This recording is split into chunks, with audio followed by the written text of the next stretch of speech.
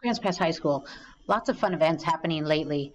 These pictures that you're looking at right now are from the decision day that happened on Friday, May 14th, where we had over 100 different seniors join us on Mellingram Field to sign committing to what they're planning to do next year, whether it was going to a college or university that they've been wanting to go to, or if they were planning on going straight into the workforce. We wanted to celebrate the making of those decisions, and that happened on Friday.